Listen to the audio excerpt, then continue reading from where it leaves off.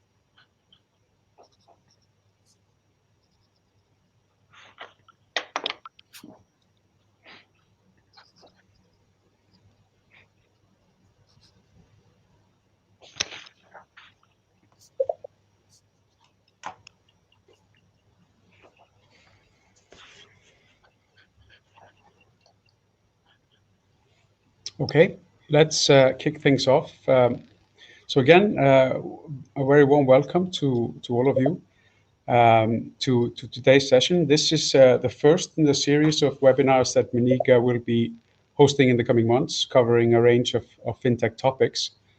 The topic for today's session is digital banking through challenging times, and we will be discussing what banks can do to help their customers manage their personal finances during recessionary times, and reflecting on the impact of COVID on digital banking innovation priorities. But we also want to spend some time looking a bit ahead into the coming 1 to 2 years and discuss what type of innovations do we see on the horizon, what type of products and services that are new to the market could help banks stand out and differentiate in these strange and disruptive times. And we're joined today by two experts who've been working in digital banking innovation for longer than most of us. First of all, Ricardo Madeira is Director of Innovations at Crédito Agricola. Ricardo joined Crédito Agricola in 2018 to launch the moey banking app, a very bold and innovative concept that we at Miniga are very fond of, and we'll no doubt hear a bit more about that today.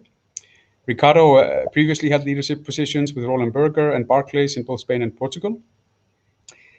Then we have Georg Ludviksson, the CEO of Meniga. He co-founded Miniga back in 2009 in the wake of the global financial crisis to help people manage their finances. So Georg knows a thing or two about building businesses and managing personal finances in recessions. So welcome to both of our speakers, and thank you very much for being with us today. Thank you.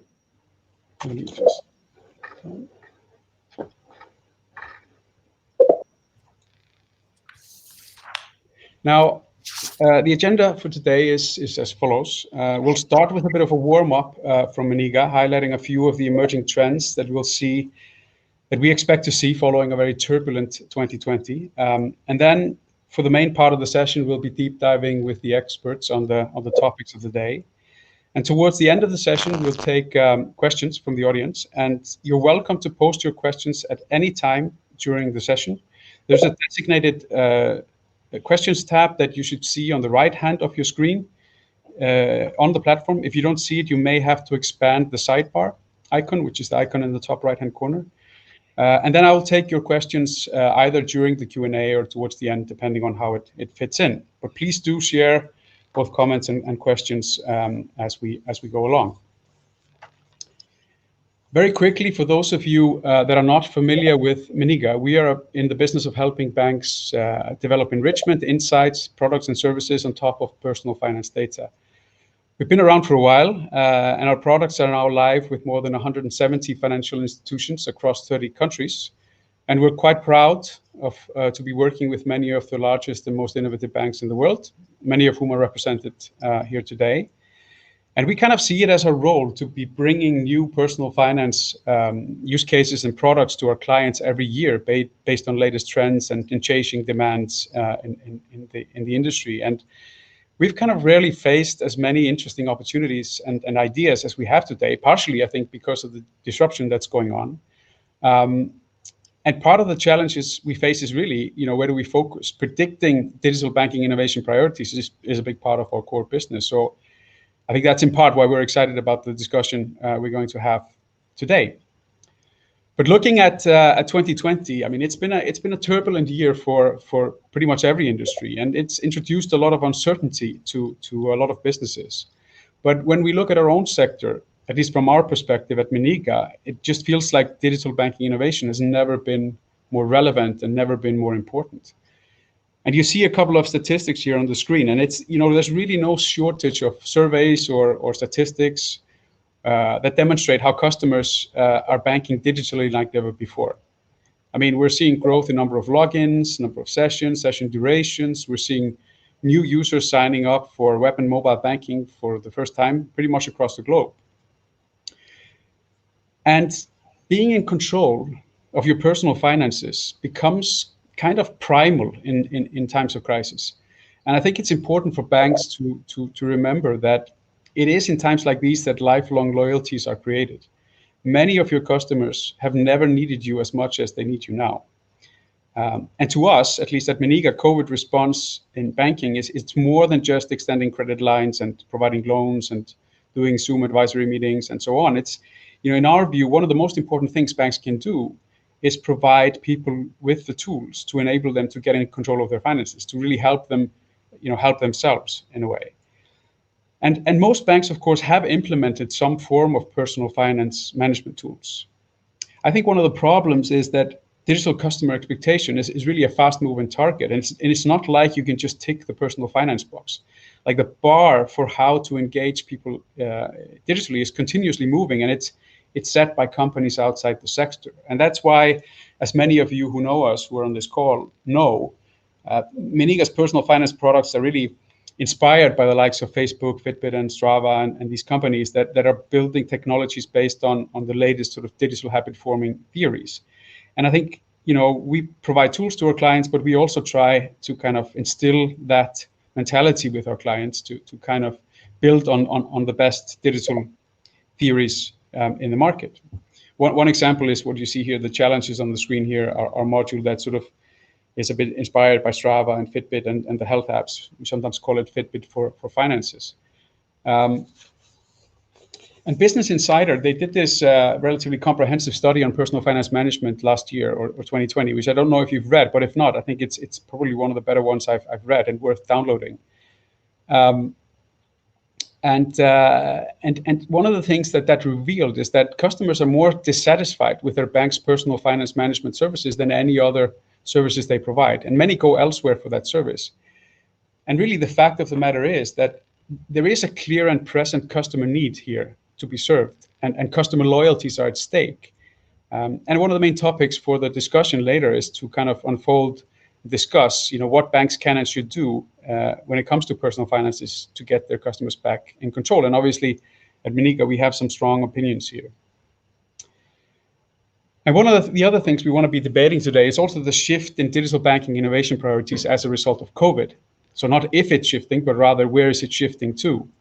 And 2020, to be quite honest, it's been a slow year for B2B fintech banking partners like Miniga. Most, if not all, banks froze new projects and went into the thinking box last spring, thinking about like how the world would look like post-COVID. But pretty much all of them are kind of back in the market now. And the big question for us is, what do they want to do in the coming 2 years? And I don't have the answer to that. It seems a little bit uncertain, but hopefully we'll get a little bit closer during today. But what I can tell you is that we spent the bulk of the year talking to banks and banking customers to try to better understand how demands are changing and test some of the ideas that we had. And kind of as an inspiration before we start the discussion here, I'd like to highlight two emerging themes that we at Miniga believe many banks will focus on in the coming 2 years.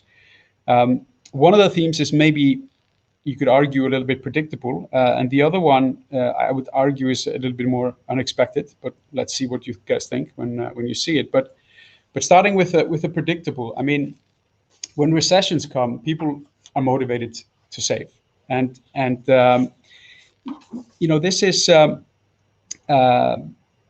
this is not surprising, of course. For those who can, setting aside money for a rainy day in these times becomes an important priority. And we know this from past recessions. We've seen it happen before. We also see it in savings deposit growth figures that we see in many countries around the world last year. But few banks offer really compelling solutions to help make it simple, intuitive, and fun to set aside funds. And at Miniga, we see this as a major opportunity to stand out and differentiate. And we've been working a few different ideas by some of our partners. And the one that we remain most excited about is the one you see on the screen here. And something that we've decided now to launch this quarter is the new Smart Money Rules product.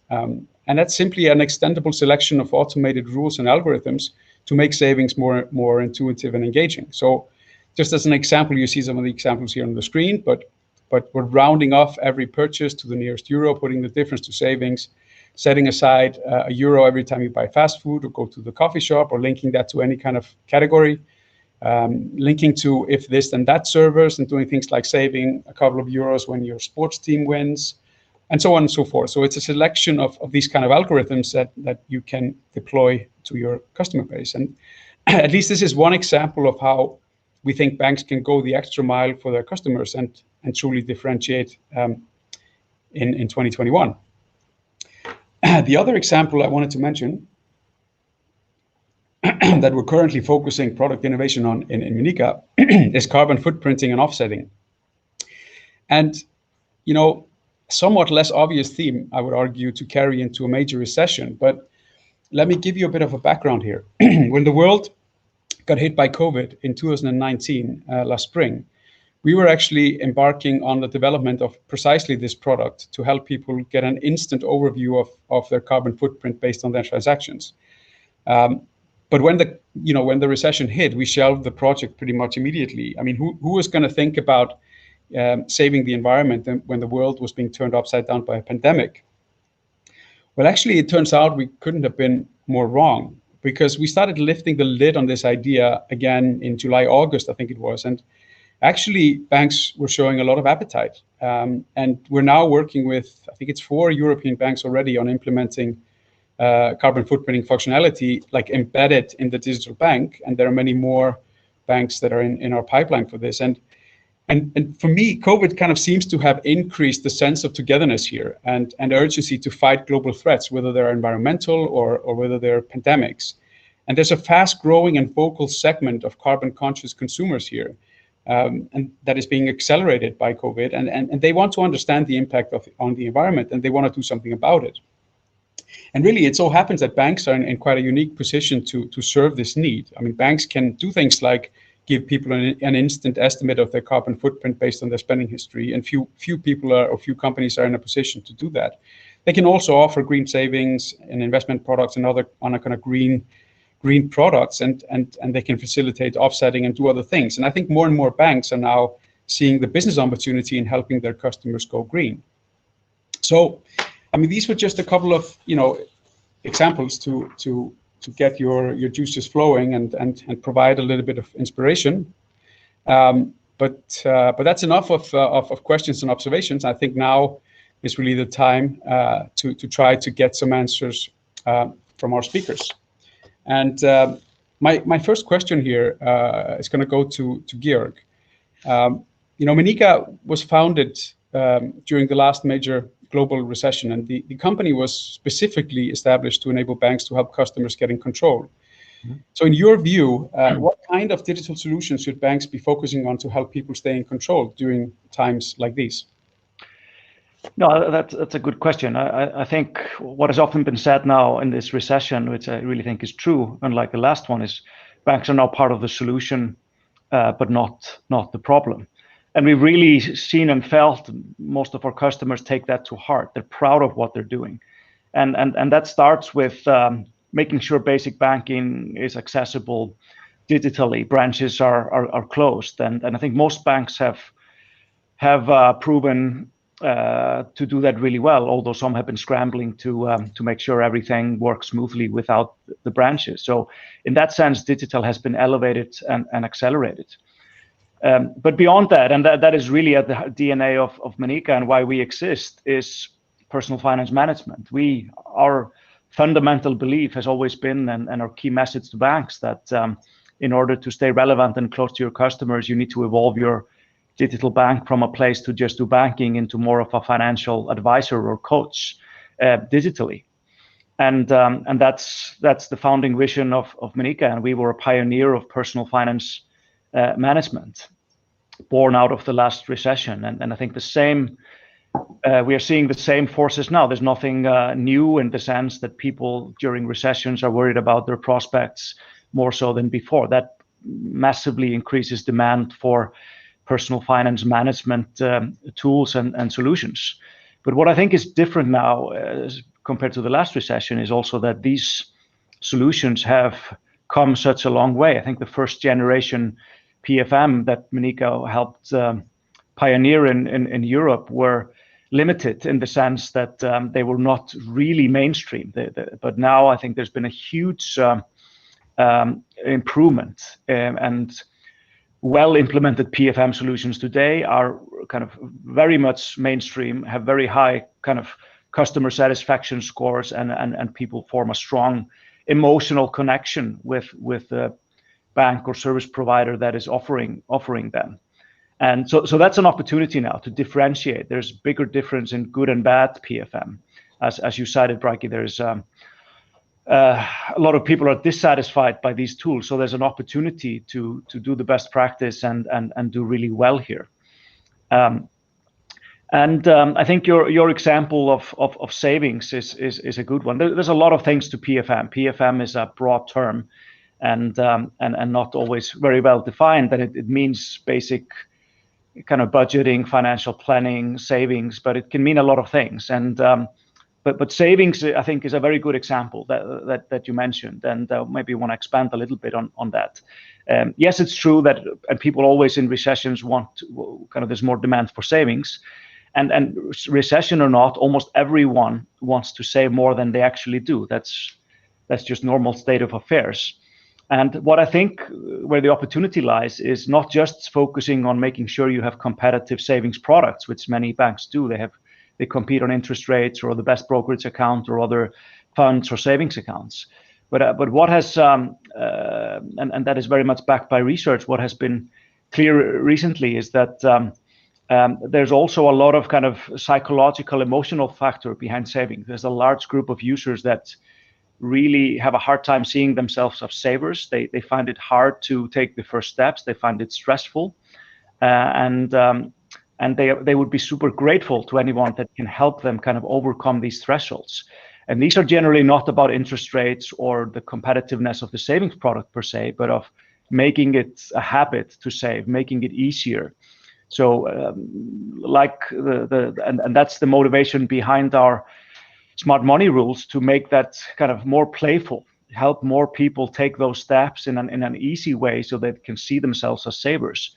And if you can accomplish that, then many of those people will form a very strong emotional connection, regardless of the type of savings product you have, and be grateful for a long time, way beyond the recession. So it's a little bit of focusing not just on the right rational side of the brain when it comes to savings, but also the kind of, no, I mean not on just on the left one, but the right, the emotional side of the brain, lower the threshold. And that applies in many other aspects, but that's one example. If I pick a little bit on, so one of the things I think I heard you saying is that, one thing is, you have, there's sort of a difference between bad PFM and good PFM. And I think one aspect is that you have, high impact kind of feature functionalities that are shown to work to increase engagement, help people save. You have real metrics behind it. But there's also just a matter of doing what was done before better. Like, what does it mean to kind of, how is PFM done when it's done right rather than done wrong or old-fashioned? Yeah, I think I could speak to that for a long time, but I think in essence it boils down to make it super seamless. I think the first generation was it was too demanding of people. You needed to create a budget or a savings goal or a financial plan or anything like that. It's hard to kind of get that to mainstream. Some people are really motivated and will use those tools, but that's proven to be a minority. I think very high level, the best practice, and that is very much shown in the statistics of the solution that Meniga and other providers power, is that the more seamless, the better. So the analogy we often use is make it as effortless as reading your Facebook feed. So create a kind of feed of your financial story, using transactions, using data-driven insights about your spending from transactions and other things. Make it possible to create savings goal or budgets or spending limits, but that should all be kind of a very easy, seamless thing. Most people are lazy most of the time, but they really appreciate those insights and tidbits. So if you can help them stay a little bit more aware, they appreciate that's sticky. So seamlessness and kind of lowering the threshold. Another key theme there is what you mentioned, Bragi, is to make it feel like the health app. So it's fitness, it's financial fitness, and I think what those apps have done really well is instead of kind of trying to lose 30 kilos over 1 year, you just take 10,000 steps a day. It's all about habits. Same goes with your finances. Make it easy for people to do kind of simple things and form daily habits and make that a little bit playful without making it silly or demand too much of people. Ricardo, anything you would like to add? Just comments from someone that is not on the PFM industry. So for us and on the bank side and in moey, we see PFM as the intelligence behind the experience that we give to our clients. And what we see is that it's very important quality of advices, the quality of the enriched information that we give. So there is a lot of engineering that is the basis for all those super interesting elements that you brought. Like, for instance, you save when you go to a fast food restaurant, but you need to be able to really pick the transaction that is the fast food transaction. So a lot of the things that have been said come on top of a really good basis of data engineering that is working fast, that is working really well. Because if you start thinking on giving a lot of very advanced things, but you don't have a really good basis of enriched information to build upon, it just doesn't work. And so and this is a continuous struggle that on our side we face, because the information that you get from merchants, from processors, is not ideal. So there is a lot of work of processing that information, enriching it the right way, so that then you can build all that intelligence and give a great service to clients. But yes, I agree completely. The savings component and helping clients smart save is fundamental, and in moey, so that has been one of the features that has gone better. So it has fared a lot better than what we expected. The roundups, the capacity for people to save and to train them in saving has been something that has worked very, very well. Do you remember, Ricardo, off the top of your head, what proportion of moey users have decided to use those algorithms that you deployed? Yeah, so out of our active users, so more than 50% have goal targets. Okay. And they can round up, or they can schedule saving, or they can be in their feed. For instance, they get, and this is something that has a lot to do on how you would normally save. So you get 50 euros from someone as a transfer in, and you can send those 50 euros to a goal. And it's just a mimic, but it's like you get the same notes and you put it in an envelope. Because you could, it's not necessary. You could save 50 euros, but no, we go to that transaction in, and you can, as a shortcut, send it to a goal, and that creates like the psychology that's for around. And then we also have roundups that people also round up. So we have not implemented the if that's or more, but it's something that probably we will want to work in the future, because there's always you don't want to bring a lot of complication for those 5% or 10% of super users that would really like, and then you overcomplicate for the rest. So there is always a balance that you need to get. But and it's something that we felt that it has in the usage has increased a lot during this pandemic, because what we see is that we have two types of clients: clients that have gone and have no income, and so they are struggling, and then we have clients that retain their income but then don't spend because there is less opportunities to travel. And so we have a lot of our clients that have increased their goal savings.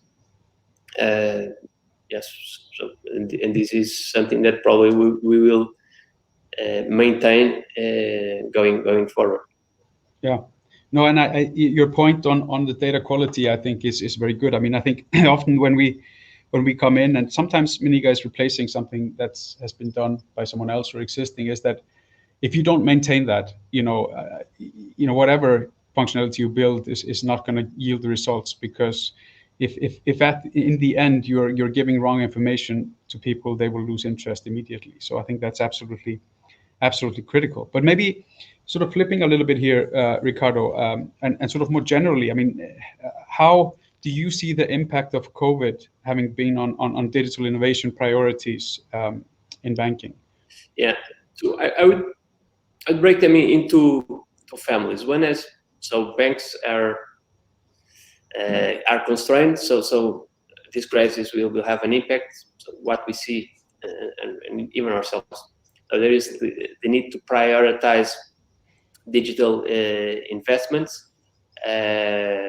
What we will see is that banks will prioritize first investments that have a relevant impact in customer experience or in the capacity to serve customers remotely, and that has been very evident in the type of projects that we have seen going forward. Also, projects that enable some cost saving, those are also high priority projects. But again, we have also seen, and especially in Crédito Agricola, the selection of projects that enable either saving or saving is one that the group is rolling out, but also the topic of carbon footprint and other opportunities that go outside of the existing banking offer as have been selected in our case. So things that have to do with advantages for the client, namely regarding transactions and the capacity to give promotions to clients when they buy and working with the information. And I would say projects that have to do with payments and enriching the information of payments and signals for payments have also been prioritized in most financial institutions.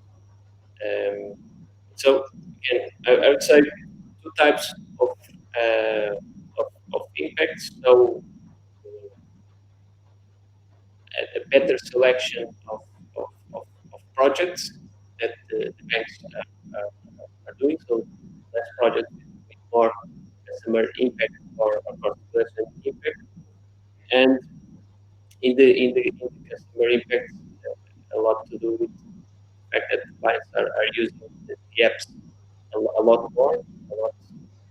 So we have seen a lot of clients who didn't have an app, now they have an app. So investors have everything on the channel and services that you give. I would imagine that you have felt also demand for Meniga, those regards. So you have felt carbon footprint that you are doing with us. So that's what. Also in this regard. Yes, no, absolutely. Flipping over to you, George. So how is Miniga reacting to the recent shift in demand from banks and consumers? What has been the big change, in the past 12 months? Yeah, no, I mean, we are very clearly, our strategy is to work with our customers. So we have that is very much driven by some of those shifts that we've talked about now, on priorities in banks. So that means a few things. First, I think all the projects we were part of when COVID hit, they got they continued and got further emphasis is even. I think we've more strongly felt banks taking pride in their roles and kind of launching digital solutions. So there've been several of those projects have attempted to even accelerate the timelines and kind of there's been more importance and emphasis on all these digital projects. And as Ricardo says, there are also constraints. I mean, budgets are sometimes tight, but all banks we work with, they try to defend and in some cases even increase their digital budgets. But there is much more sense of kind of prioritization is more important than before. And so we've seen some de-emphasis of kind of longer term innovation projects that have a less clear short-term impact. I think it's a little bit back to basics. And that we have followed our customers in that regard. So we are doing a little bit less on the you could say some of the open banking type projects that are a little bit kind of further on the horizon and do more on very clear, simple use cases that we can deploy and deliver quickly. That means PFM. PFM is very much has a renewed interest, and that includes both basic things, but also these things that make it easy to consume, like data-driven insights to tell people something intelligent about their spending. That's an innovation priority, and we have several projects where we work with our customers on such things. Also, savings. We've mentioned that there's very much renewed emphasis on savings. So that's why we took the smart savings rules, which we had previously implemented in a kind of custom way with some customers, and now made it a standard part of our product in a way that is very kind of straightforward to implement and do with a short kind of payback cycle. And all of this is driven by kind of what our customers are looking to do. Carbon, you also mentioned. I mean, I was one of those that believed that would really not fly in when people had bigger worries with COVID or losing their income or prospects. But we've been very happy to be proven wrong there. This is now will probably be our best seller use case in 2021, and has been supported by the current situation and not diminished. So. And I had conversations with many CEOs and leaders of banks on that topic. So that's been, I think we've been very humbled by that development. So yeah, these are some of the things. So back to basics, and for us that is PFM and some kind of short-term things. When it comes to open banking, that we've seen several examples of implementation projects with adding account aggregation that had relatively vague use cases or business cases being postponed or paused, but others have continued. There's been more activity on the payment initiation side when it comes to open banking, and so I think we will see more and more influence of open banking. That is certainly not going away, and the EU is doubling down on open finance, not just in a narrow sense of PSD2, but in a kind of more of a philosophical sense. And so that is a force to be reckoned with. But some of that has been, I think, delayed a bit and the focus has been a bit on the short term, back to basics things. But we still see substantial open banking influence, which we expect to increase. Yes, I think that makes good sense. And I think time is flying, but there's a question that I really want to ask Ricardo here. As I understand, moey was in part launched kind of as a response to competition from challenger banks. Can you maybe just tell the audience a little bit about moey, the background, the journey, and maybe how plans and priorities may have been affected by COVID? Yes.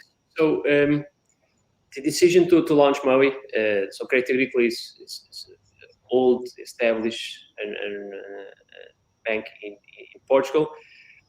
It lacked the attraction in the millennial, younger, urban segments. What we found was that those segments were very open for the neobanks that were coming up in 2017, 2018, and so we kind of took the inspiration and we developed a value proposition that was similar to those neobanks. So focus on the day-to-day banking, payments, transfers, low cost, a lot of information. Everything can be done and is available in the app. You don't need to go to a branch. Never. There is no branch.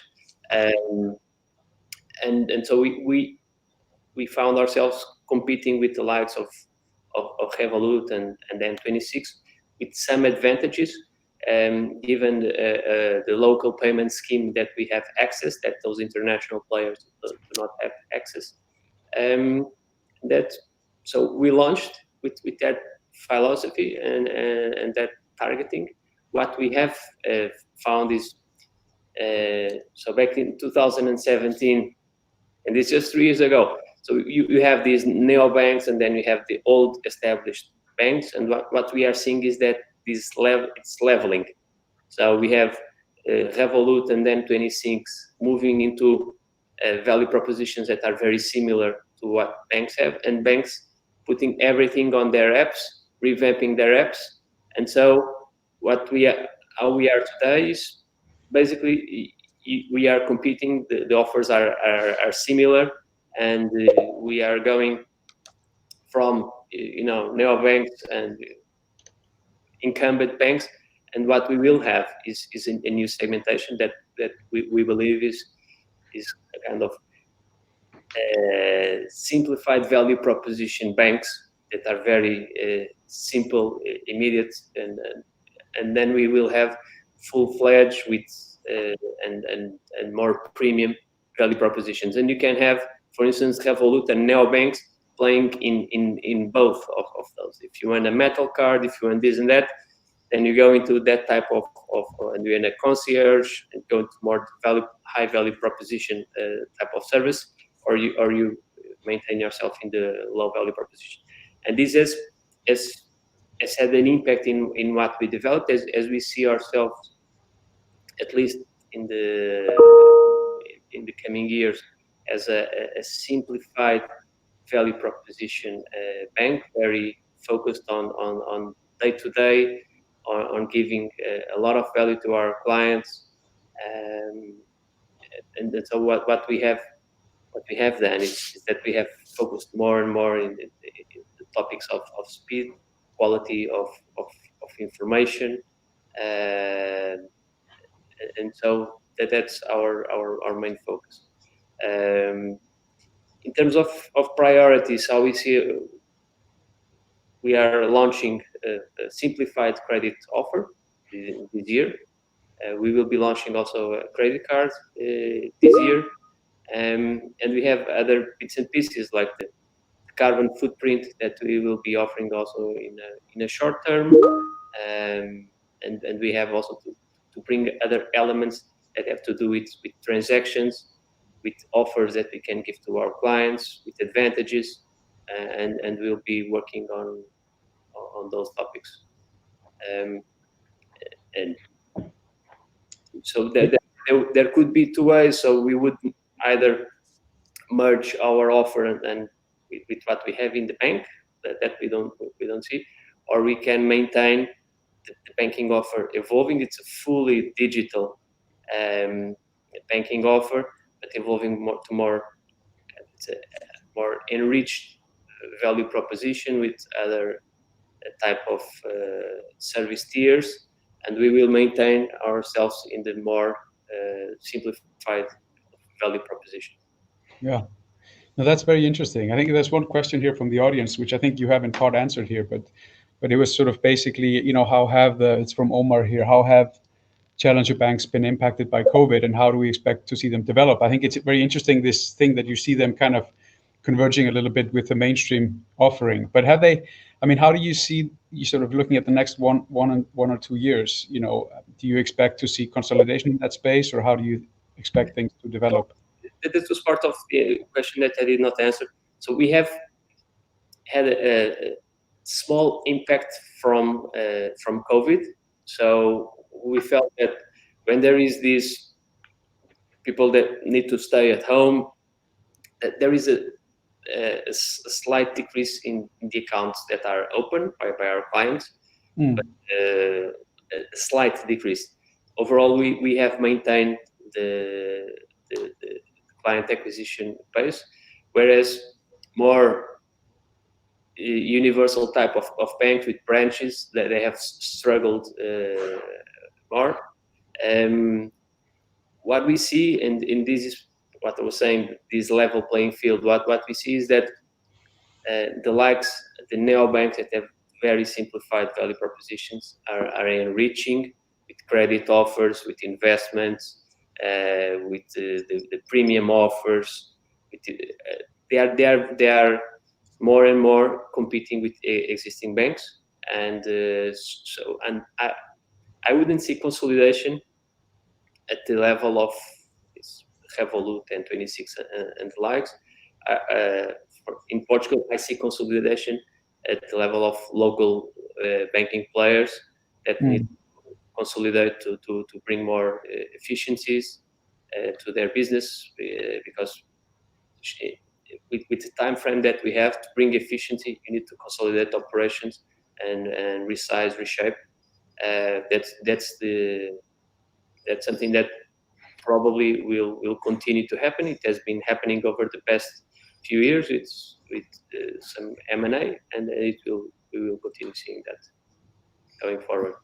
Well, that makes sense. I'm just going to pick up. There's a few questions coming in here. One interesting here is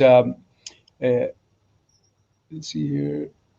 So subscription management here seems to be a personal finance use case that banks are starting to adopt. Is this something you think we will see widespread adoption of in the coming years? I guess both of you can address that.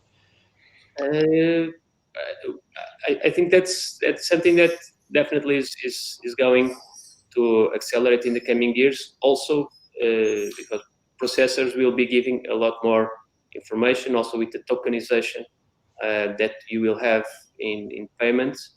And so you will be able to manage all those tokens where you have your card and all the subscriptions that you have. So that's on one side. And then, yes, and this is something that is more and more relevant as you put your card and you have a lot of payments in different players. It's something that we have felt has been requested by clients.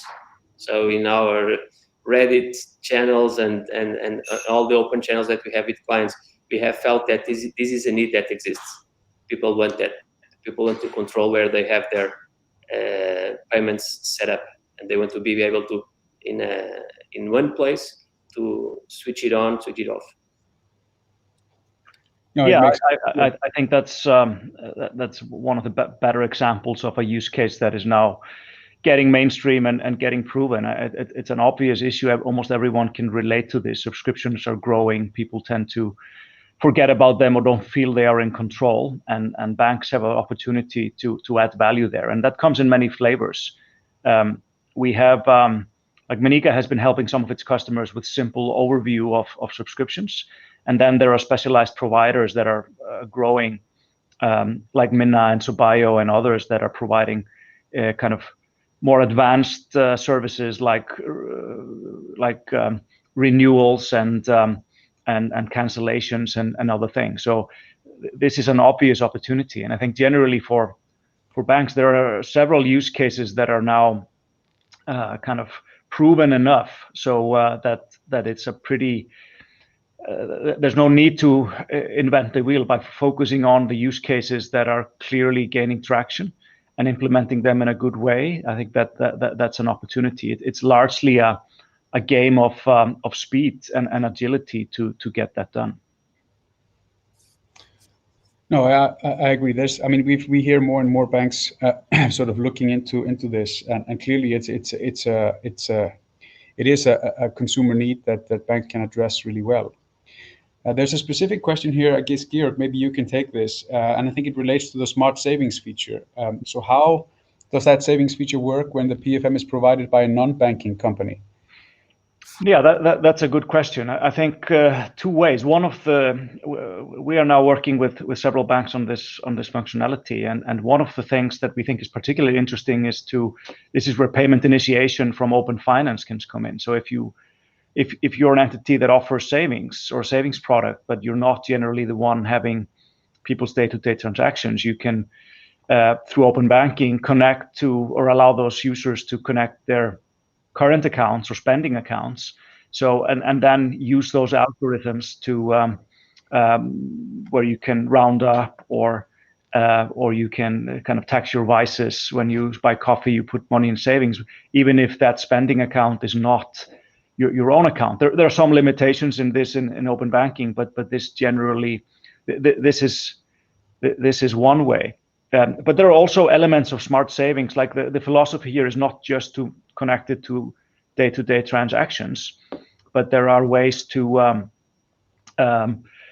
connect it to other things. Like one example that we implemented with Tangerine in Canada that has I really like is simple algorithm to where you save $1 the first week, then $2 the next week, and you do that for 52 weeks in a row. So you create like 52 future transfers that starts with $1 and ends up in $52. And the thing is that after the first 20 or 30 weeks, you don't notice this. These are so small amounts.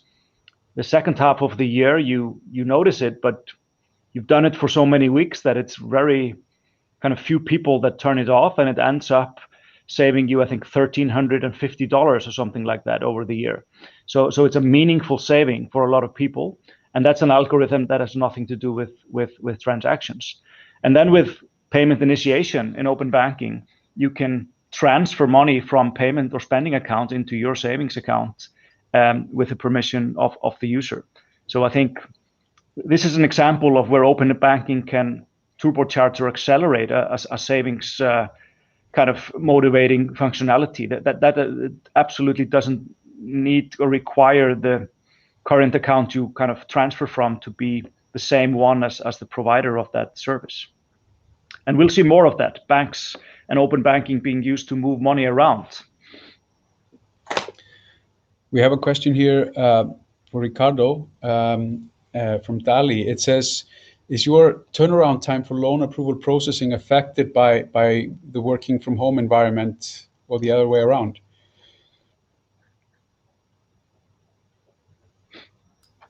No.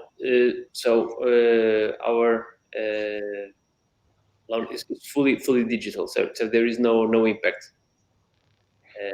Turnaround time is zero impact. Everything is automated. So very small amounts, and in our case there is zero impact. That was something that that we developed from scratch. So the objective was not to have an operations team, not to have no one touching it. So there is zero impact. Good. So we are coming up towards the end here. In fact, we've gone a little bit over time. But if there are last minute questions, you can pop them out. I'll try to call them out. There is one here that might be a good way to kind of close things off from Joe here. It says, what advice do you have for digital banking professional participating in this webinar? Maybe just a few words from each of you. Georg, you wanna start? Yeah, I think